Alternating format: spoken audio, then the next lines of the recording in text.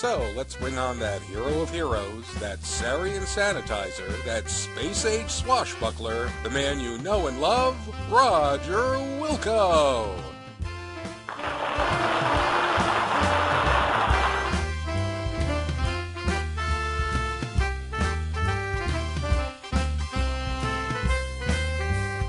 So, Roger Wilco, hero of Xenon, how goes it?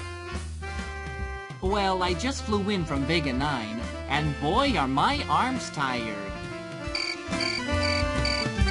Oh, Roger. So, tell us, how did you manage to defeat all of those nasty Sarians? Those Sarians were a piece of cake. I had no problem cleaning their clocks. Whoever planned to steal the star generator didn't know who they were messing with. Whoa, that's some pretty tough talk there, eh? What do you think, Paul? Yep, pretty tough talk. Don't you worry about retribution, Roger? Revenge? Nah. I hear their leader is a real hoser. Some guy named Overhaul or U-Haul. Something stupid like that. In fact, he's probably cowering in some deep dark cave somewhere. Anyway, let me tell you about the time I wrestled this spider droid. How dare this puny, insignificant life form insult my superior intellect? I'll teach him to make monkeys out of my men. Get me, Wilco. I'll not stand to be made a fool in front of the whole universe. I'll squash him like a Velcro fly. Can we finish watching other droids first, boss? Don't question me, banana breath. I said move. Wilco.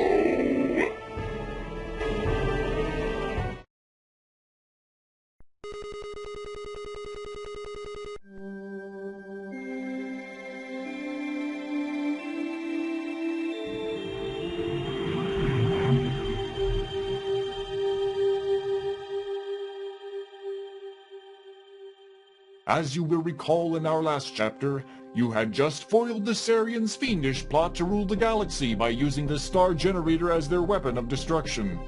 You became a hero by saving countless lives and returning the star generator technology into safe hands.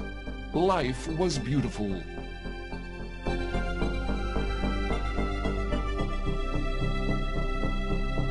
But heroes come and go, and people soon forget.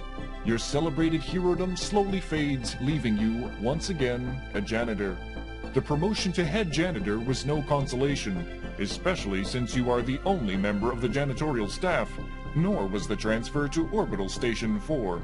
Sweating like a pork beast in a pressure suit while relocating space debris in zero gravity just wasn't your idea of a good time. Life sucks, again.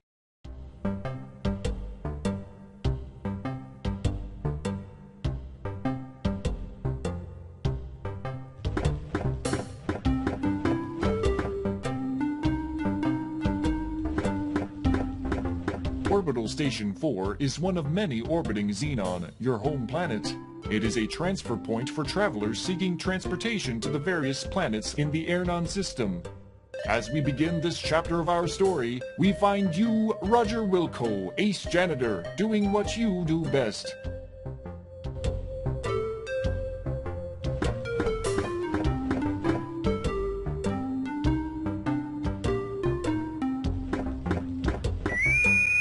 A beep emanates from your wristwatch. You release your grip on the broom. The broom floats away, never to be used again. That makes the third one this week. Wait till your boss finds out.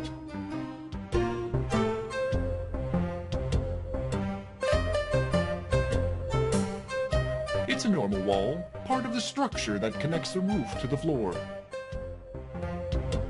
The flashing lights are there to remind the foolish that to step any further would result in that person's death. The wall is smooth and cold to the touch.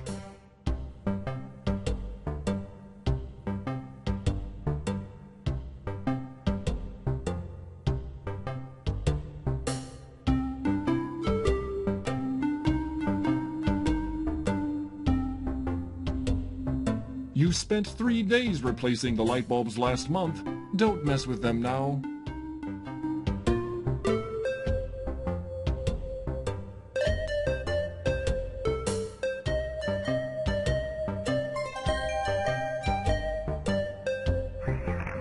You are whisked away to the airlock chamber. Stand by for decontamination.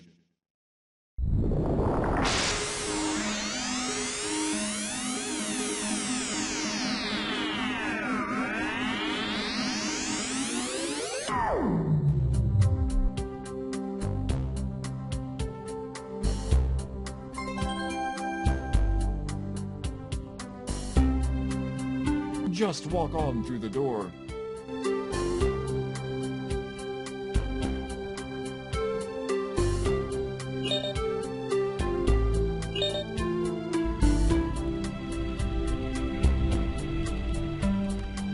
It's about time you got in here, Wilco.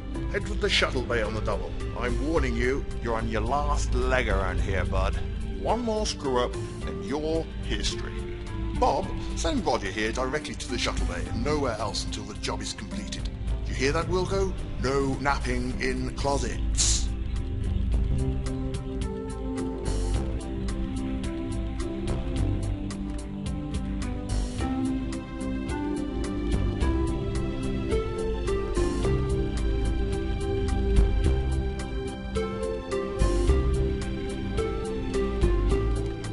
Chief's not happy with you, Roger.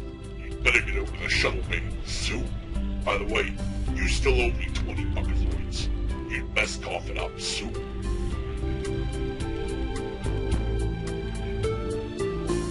The technicians are seated in front of monitoring consoles. They look like your average crew types. The technicians are seated.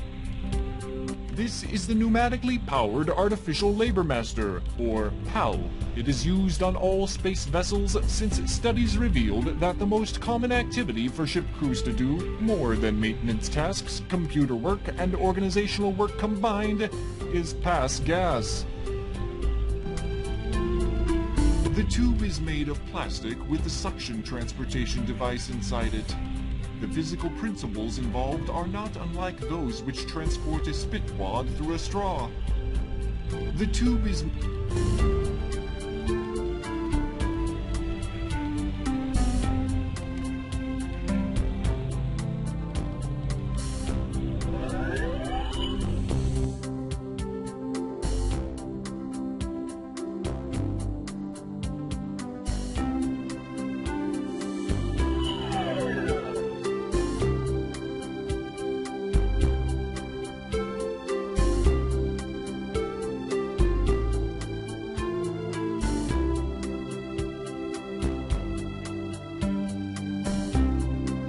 This panel controls the door, the fuel pump, and the ship maintenance diagnostics, while the readout gives you feedback on what you're doing.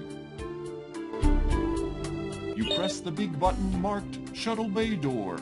It feels hot and the screen is turning green from the heat. This thing has seen better days.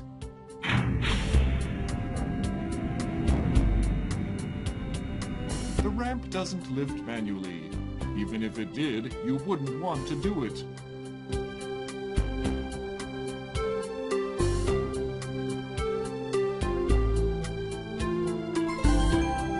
You enter the shuttle and start sniffing around for the mess you must clean. You are surprised to find that the shuttle is not empty. There are two extremely ugly suckers walking toward you. Hey, what the... Your favorite expletive here.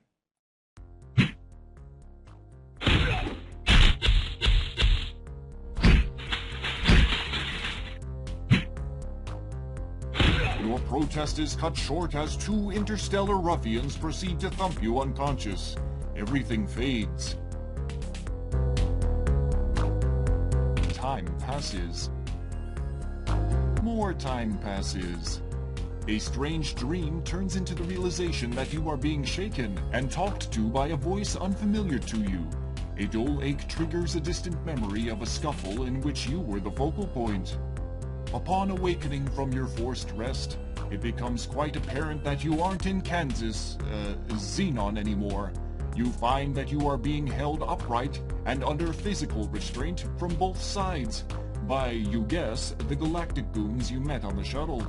As you try to struggle free, you notice that your hands are tied behind your back. As your eyes dial into focus, you make out an oddly disfigured being seated before you.